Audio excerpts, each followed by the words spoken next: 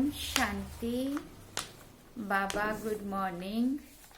आज बाबा के 4 दिसंबर 2020 के बाबा के महावाक्य हैं।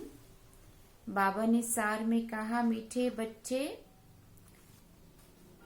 बेहद का बाबा आया हुआ है तुम बच्चों का ज्ञान से श्रृंगार करने। ऊंच पद पाना है तो सदा श्रृंगारे हुए रहो। क्या सुना? ऊंच पद पाना है तो सदा श्रृंगारे हुए रहो।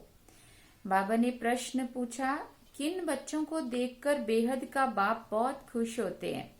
तो बाबा ने उत्तर में कहा, जो बच्चे सर्विस के लिए एवर रेडी रहते हैं, अलौकिक और पारलौकिक दोनों बाप को पूरा फॉलो करते हैं, ज्ञान योग से आत्मा को श्रृंगारते हैं, पतितों को पावन बनाने की सेवा करते हैं, ऐसे बच्चों को देख बेहद के बाप को बहुत खुशी होती है।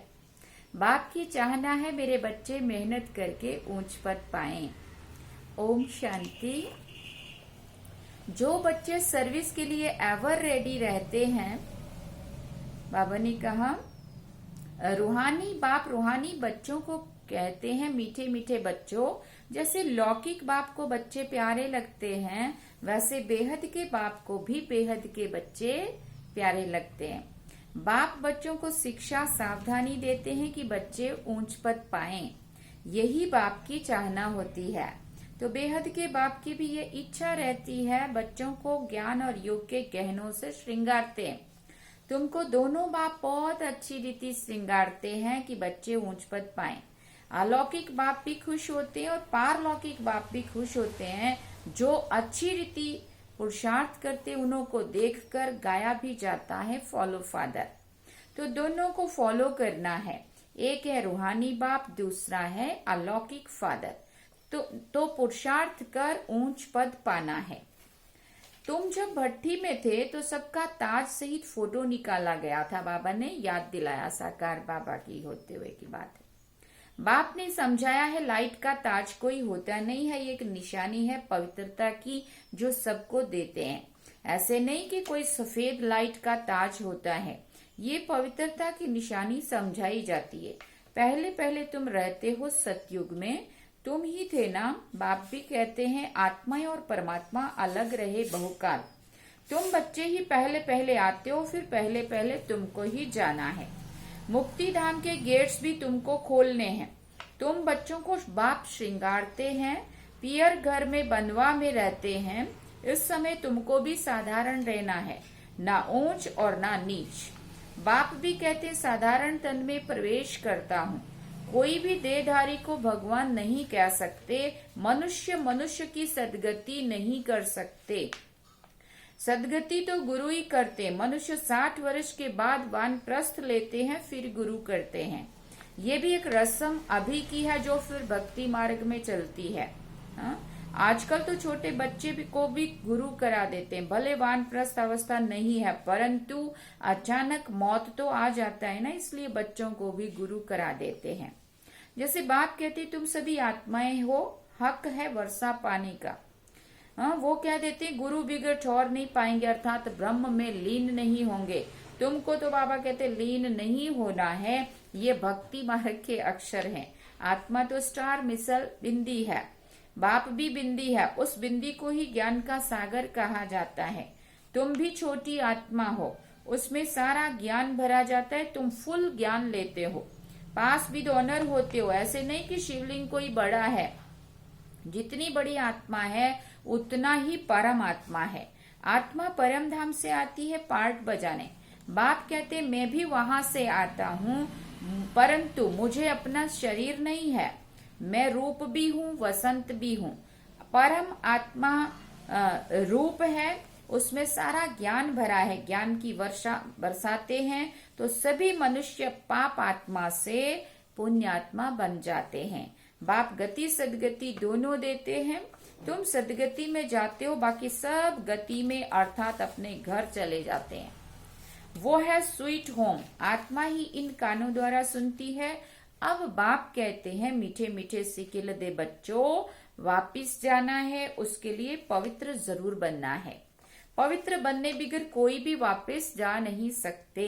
मैं सबको ले जाने आया हूँ। आत्माओं को शिव की बारात कहते हैं ना।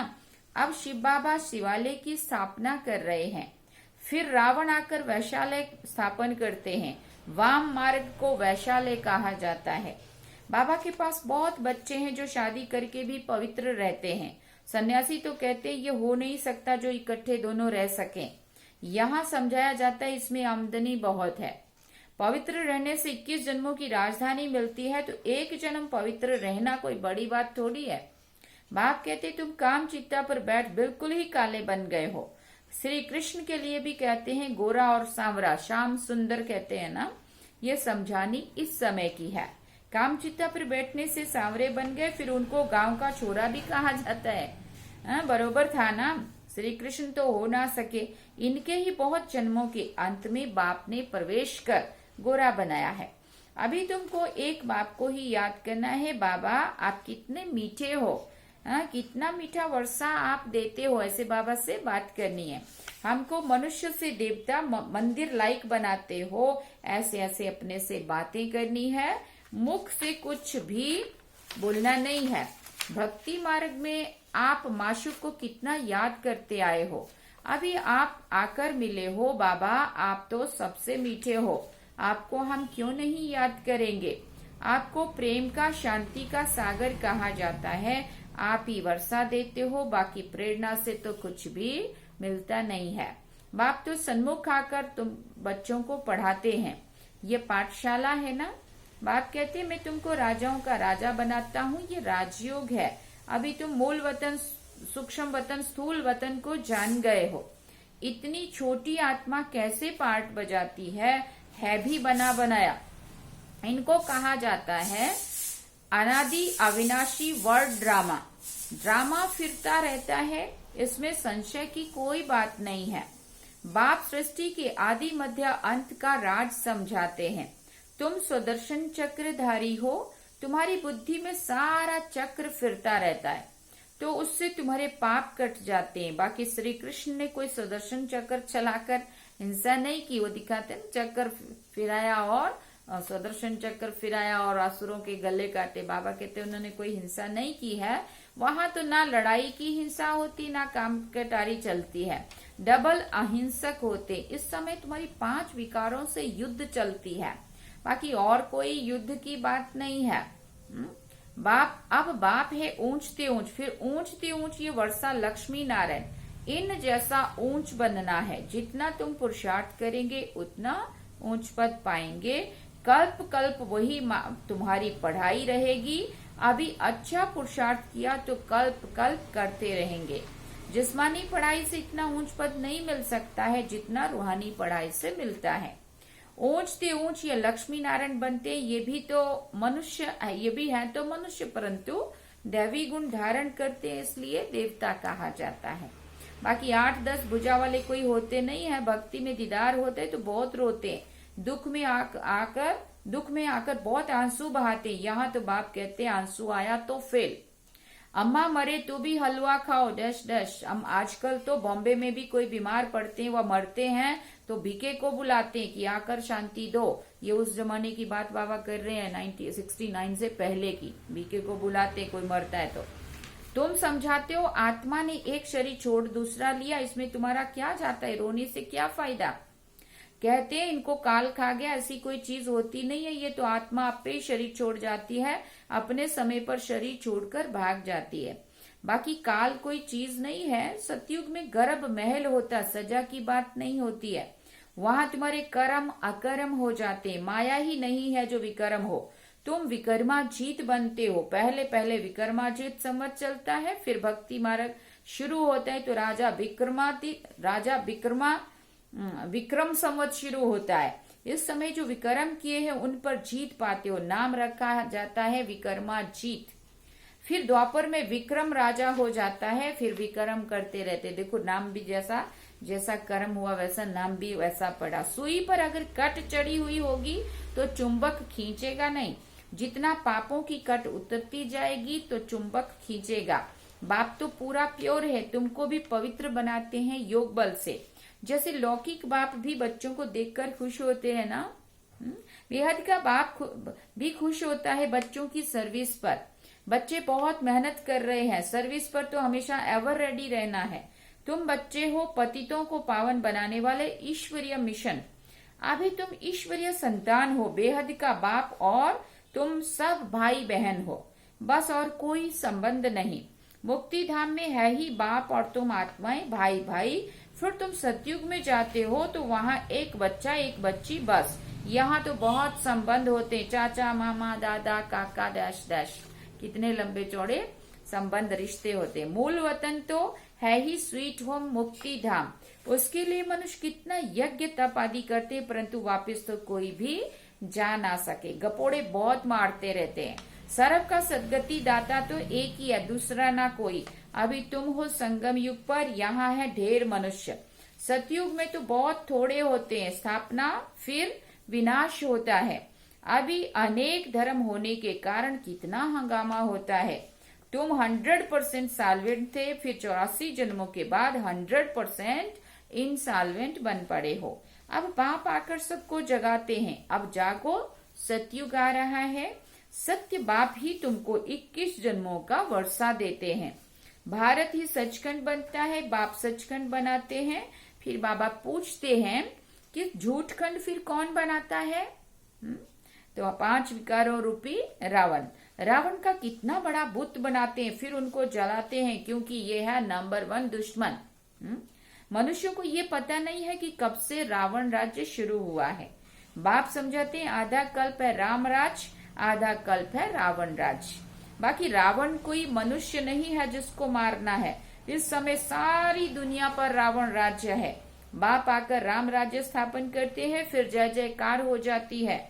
वहाँ सदैव खुशी रहती है, वो है ही सुख धाम। इनको कहा जाता है पुरुषोत्तम संगम युग। बाप कहते हैं इस पुरुषार्थ से तुम ये बनने वाले हो। तुम्हारे चित्र भी बनाए थे, बहुत आए, फिर सुनंती कथंती भागंती हो गए। बाप आकर तुम बच्चों को बहुत प्यार से समझाते हैं। बाप टीचर प्यार करते हैं, गुरु भी प्यार करते हैं। सुना, सतयुग सतगुरु का निंदक ठौर ना पाए। तुम्हारी एम ऑब्जेक्ट सामने खड़ी है। सामने खड़ी है माना तुरंत बुद्धि में आ जानी चाहिए। नर नारायण जैसा, नारी लक्ष्मी जैसी, लक्ष्मी नारायण का चित्र, वो हमारी एम ऑब्जेक्ट। बाबा कहते सामने खड़ी है। उन गुरुओं के पास तो एम ऑब्जेक्ट कोई होती ही नहीं है। कोई भी उनके मनुष्य जीवन का कोई लक्ष्य होता ही नहीं है। वो कोई पढ़ाई नहीं है, यहाँ ये तो पढ़ाई है। इनको कहा जाता है यूनिवर्सिटी कम हॉस्पिटल, जिसमें तुम एवर हेल्दी वेल्दी बनते हो। यहाँ तो है ही झूठ, यहाँ तो है ही झूठ। गाते भी है झूठी काया झूठी माया झूठा सब संसार। सतयुग में है सचखंड, वहाँ तो हीरे जवाहरातों के महल होते हैं। सोमनाथ का मंदिर भी भक्ति मार्ग में बनाया है। कितना धन था जो फिर मुसलमानों ने आकर लूटा। बड़ी बड़ी मस्जिदें बनाई। बाप तुमको कारुण का खजाना देते हैं। शुरू से ही तुमको सब साक्षात्कार कराते आए हैं। अल्लाह अव्वल दिन बाबा है ना, पहला धर्म स्थापन करते हैं, वो है डीटिज्म। जो धर्म नहीं है वो फिर से स्थापन होता है। सब जानते हैं प्राचीन युग सतयुग में इन्हों का ही राज्य था, उनके ऊपर कोई नहीं है। डीटी राज्य को ही पैराडाइज कहा जाता है। अभी तुम जानते हो तो औरों को भी बताना है। सबको कैसे पता पड़े, जो फिर ऐसा कोई उलाना ना दे कि हमें तो पता ही नहीं पड़ा। तुम तो सबको बतलाते हो, फिर भी बाप को छोड़कर चले जाते हैं। ये हिस्ट्री मस्ट रिपीट। बाबा के पास आते हैं तो बाबा पूछते हैं आगे कभी मिले हो, तो कहते हैं हाँ बाबा 5000 वर्ष पहले भी हम आपसे मिलने आए थे, बेहद का वर्षा लेने आए थे। कोई आकर सुनते हैं, कोई को साक्षात्कार होता है ब्रह्मा का तो वो याद आता है। फिर कहते हैं हमने तो यही रूप देखा था। बाप भी बच्चों को देखकर खुश होते हैं। तुम्हारी अविनाशी ज्ञान रत्नों से अभी झोली भरती है ना। ये है पढ़ाई। 7 दिन का कोर्स लेकर फिर भले कहाँ पे भी रहकर मुरली के आधार पर चल सकते हैं। 7 दिन में इतना समझाएंगे जो फिर मुरली को समझ सकेंगे। बाप तो बच्चों को सब राज अच्छी रीति से समझाते रहते हैं। अच्छा, यहाँ बाबा की मुरली पूरी होती है। मीठे मीठे सिकिल दे बच्चों प्रति माता पिता बाप दादा का याद प्यार और गुड मॉर्निंग। रूहानी बाप की रूहानी बच्चों को नमस्ते।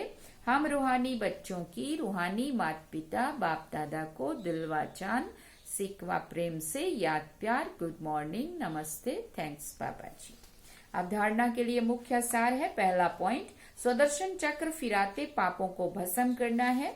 रूहानी पढ़ाई से अपना पद श्रेष्ठ बनाना है। किसी भी परिस्थिति में क्या आंसू नहीं बहाने हैं। दूसरी बात, ये वानप्रस्थ अवस्था में रहने का समय है, इसलिए वनवा में बहुत साधारण रहना है, ना बहुत ऊंचा ना बहुत नीचा।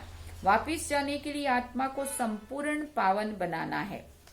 वरदान में बाबा ने कहा, मनन शक्ति द्वारा बुद्धि को शक्तिशाली बनाने वाले मास्टर सर्वशक्तिवान भव। मनन शक्ति ही दिव्य बुद्धि की खुराक है। जैसे भक्ति मार्ग में सिमरन के करने के अभ्यासी हैं, ऐसे ज्ञान में स्मृति की शक्ति है। इस शक्ति द्वारा मास्टर सर्वशक्तिवान बनो। रोज अमृत वेले अपने एक टाइटल को स्मृति में लाओ और मनन करते रहो, तो मनन शक्ति से बुद्धि शक्तिशाली रहेगी। शक्तिशाली बुद्धि के ऊपर माया का वार हो नहीं सकता, परवश नहीं हो सकते, क्योंकि माया सबसे पहले व्यर्थ संकल्प रूपी वाण द्वारा दिव्य बुद्धि को कमजोर बनाती है। सुना, इस कमजोरी से बचने का साधन ही है मनन शक्ति। फिर बाबा ने स्लोगन में कहा, आज्ञाकारी बच्चे ही दुआओं के पात्र हैं। दुआओं का प्रभाव दिल को सदा संतुष्ट रखता है। आज्ञाकारी बच्चे ही दुआओं के पात्र हैं। दुआओं का प्रभाव दिल को सदा संतुष्ट रखता है। अच्छा, ओम शांति। ये थे आज के बाबा के महावाक्य। बाबा ने सार में कहा, बेहद का बाबा आया हुआ है, तुम बच्चों का ज्ञान से श्रृंगार करने ऊंच पद पाना है तो सदा श्रृंगारे हुए रहो। ओम शांति।